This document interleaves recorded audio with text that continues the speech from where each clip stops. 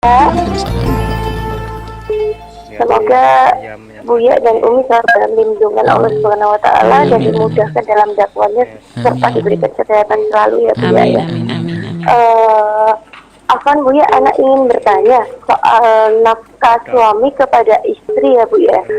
Apakah benar Buya dalam syariat Islam itu yang namanya uang nafkah untuk istri itu terbagi menjadi dua ya Buya ya. Yang pertama itu uang untuk belanja ataupun kebutuhan rumah tangga, dan yang kedua itu suami wajib memberikan uang kepada istri untuk seperti membeli baju, membeli make up dan lain-lain yang Buya ya. Sedangkan uang yang kedua ini anak pernah dengar katanya ketika misalkan suami anak ngasih anak uang misalkan 300.000 ya Buya untuk beli baju dan sebagainya, itu nggak boleh diminta lagi ya Buya ya. Apa benar seperti itu ya Buya dalam pandangan Islam tentang uang nafkah suami kepada istri Buya? Karena anak sering dengar gitu Buya, kalau suami udah ngasih uang yang namanya untuk kebutuhan istri itu nggak boleh diminta dan nggak boleh dipinjam lagi oleh suami Buya. Itu aja Buya yang dapat anak tanyakan Buya.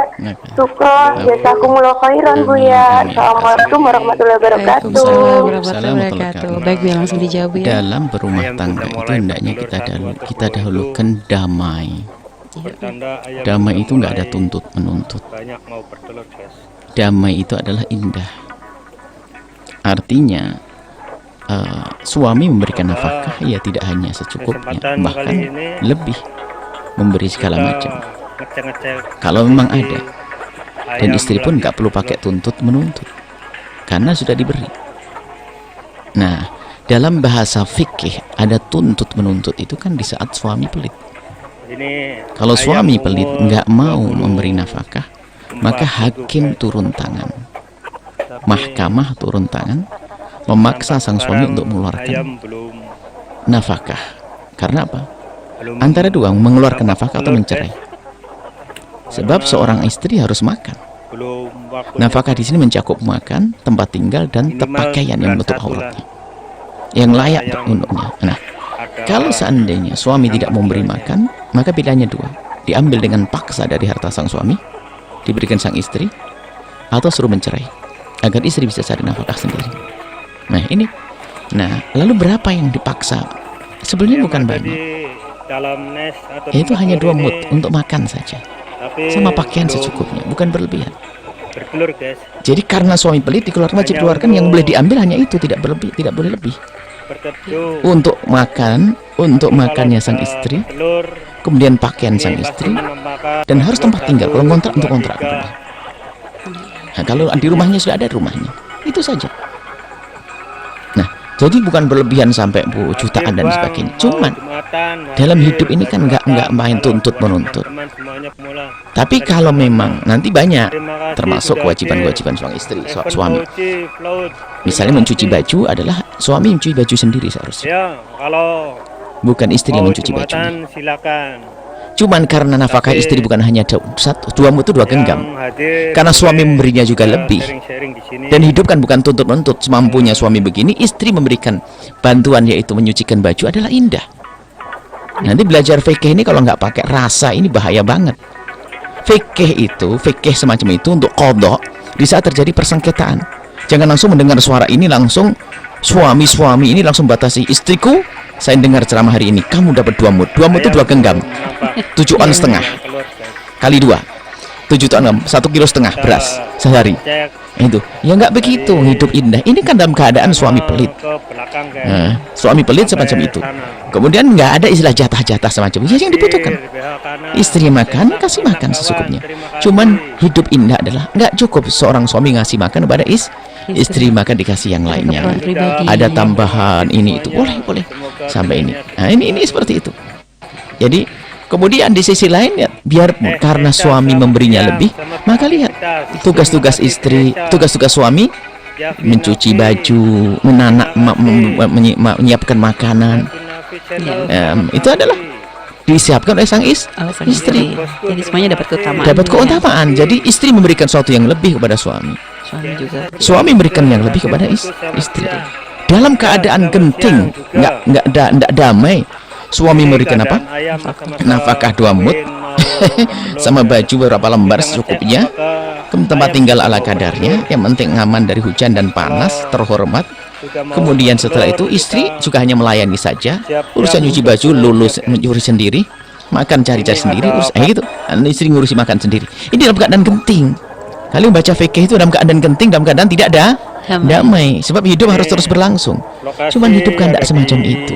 Maka kami himbau kepada para suami, para istri, biasakan nih prinsip hidup indah yang pernah kami sampaikan dan kami ambil dari Sayyidah Khadijah Kubro. Apa? Lakukan kewajibanmu, jangan banyak menuntut. Kalau suami memberi lebih, alhamdulillah ditabung. Alangkah banyaknya seorang wanita yang masya Allah, suaminya tidak pernah tahu, tiba-tiba punya tabungan. Tapi begitu sebaliknya, alangkah banyaknya istri yang jago kredit. Belum keluar uang sudah punya kredit. Naudzubillah. Ini tidak ngerti itu kayak wanita yang. Jadi seperti itu. Jadi suami memberi juga nggak pas-pas banget, karena memang ada. Di saat suami tidak ada, istri pun tidak banyak menuntut, karena memang rezeki dari Allah. Mungkin suami tidak ada rezeki, tapi melalui istri ada. Istri pandai berdagang mungkin.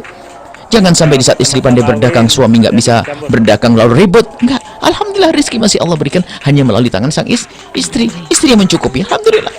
Kalau misal Bu ya, suami di awal udah memberikan misalnya sudah ada lebih, biasanya selalu memberikan lebih kepada istri Bu ya. Jadi sudah berjalan lama, tiba-tiba ada perubahan Bu ya.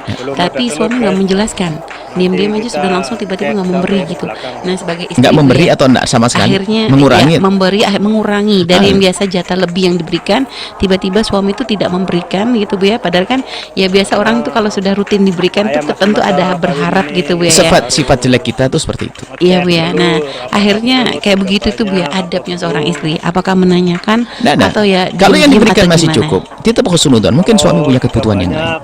Karena kalau namanya suami yang diurusi bukan istri saja, dia punya ibu yang harus diurusi. Kalau ibunya fakir dia ngurusi, ayahnya fakir dia ngurusi, adik-adiknya fakir dia ngurusi. Jadi suami makanya dalam urusan waris pun begitu, karena tanggung jawab laki itu besar. Jadi kalau laki-laki itu punya tanggung jawab pada anak istrinya juga. Ibunya kalau fakir jatuh ke dia. Ayahnya kalau fakir jatuh ke dia tanggung jawabnya. Adik-adik perempuan yang fakir jatuh ke dia. Dan juga dia urusan dengan manusia yang lain, ingin bantu sana sini. Itu yang begini wahai istri, selagi yang diberikan kepadamu masih dalam wilayah cukup, maka tidak perlu banyak menuntut. Karena apa? Mungkin suamimu punya harapan besar, mungkin lagi membuatkan sesuatu rumah, kan harus nabung juga. Mana sumbangsih Anda kalau hanya menuntut saja? Sumbangsih Anda adalah bahasa Jawa prihatin, ikut tirakat, nahan sedikit demi kebaikan nanti. Mungkin suami Anda juga telah menabungkan buat anak-anak Anda juga.